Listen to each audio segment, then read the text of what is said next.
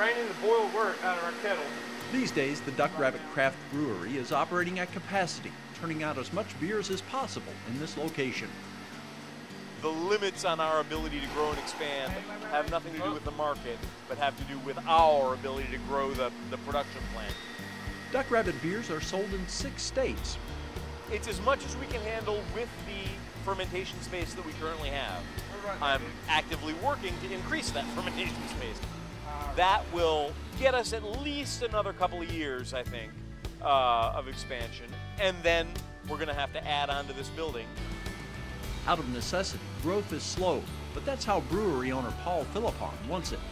I want a steady growth, you know, never going down, always going up, but at a rate of growth that we can manage. Steady growth and eventual expansion was on Paul's mind from the time he founded Duck Rabbit. That's why he's situated in the eastern North Carolina town of Farmville. Farmville is a place where I can afford about 4 acres, and in many other, maybe more urban kind of places, you know, more population, I wouldn't have been able to afford to own the real estate. The journey that led to Farmville and the Duck Rabbit Brewery started long ago when Paul discovered that his supervisor at a job brewed his own beer. Lights went off in my head and sirens in my ear. You know, you can brew your own beer? What's that now? Paul began brewing his own beer at home, but it was a hobby. His real job was as a teaching professor in eastern Michigan. I was an academic philosopher, teaching university courses, a career that I very much enjoyed, but for which there's not as much market demand as one might hope. Eventually, he left to go to beer school in Chicago. That led to jobs with small breweries in Ohio, Kentucky, and ultimately North Carolina. All the time, throughout all of this, sort of waiting for what I felt like was an opportunity to start my own place. After working for other brewers for 7 years, Paul decided to set out on his own. I finally felt like the stars were aligned, that I had the experience I wanted, and I thought, I think I can convince the bank to lend me money. And lo and behold, they did. Boy, it's a big leap. You're stepping off a cliff. You know, it's a capital-intensive business. It's a scary and iffy proposition, but I'm happy to say things have worked out nicely. Doing something he loved for Paul meant creating a brewery that was not the same as most of the others that were exploding onto the scene. I liked swimming against the current. I liked doing things a little differently. The idea was to go in a direction that would make Duck Rabbit stand out in an ever more crowded field. We specialized in dark beer. It seemed to me that there wasn't anyone that I knew of that specifically specialized in dark beer. And there's an opportunity to expand people's palates because there's a great range of different flavors you can get from dark beers. There are 100 ways to skin this cat, and I'm not claiming that mine's the only right way, but it's the way that works for me. While all of the beers that Duck Rabbit makes have found a following, one of them, the Milk Stout, has proven to be the top seller. It was never our intention that that be our flagship, but it was the top seller from day one and has never flagged any month that we've been open, by being our top seller by a long margin.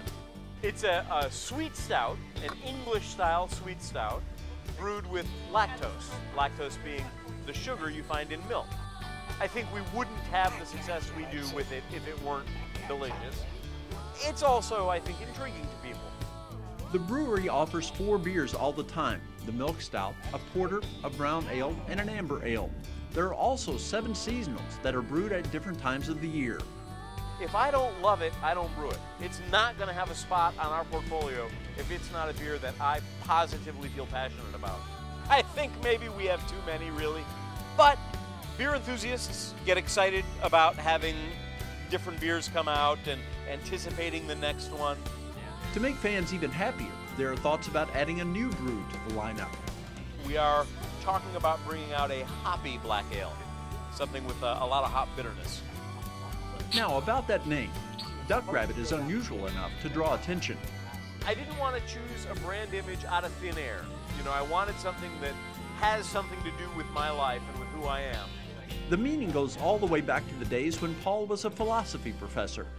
It originated in psychology, but it's better known from its use in philosophy. It's an image that looks like a duck from one perspective and looks like a rabbit from the other perspective. There's the philosophy connection, but Paul and his crew are all about making beer now. It's hard work and very time-consuming. I have found that sleep is optional. I work a lot. I wake up very, very early, and I go to sleep quite early compared to most people. Paul, however, does not look upon what he does as drudgery. I can't wait to get up in the morning and come to work. I got lucky. Not everyone is able to do something they love, I think. I'm very blessed. The payoff for the long hours comes when a customer cracks open a bottle and enjoys what is inside. Paul says that's a joy to see. We live a little bit like hermits in a cave here. We don't get out to see the public enjoying as often as maybe we'd like to. But when we do, you know, if we're at a bar or at a restaurant and you see people enjoying our beer, there's nothing like it. I mean, that's what makes it worthwhile to come in and work every day.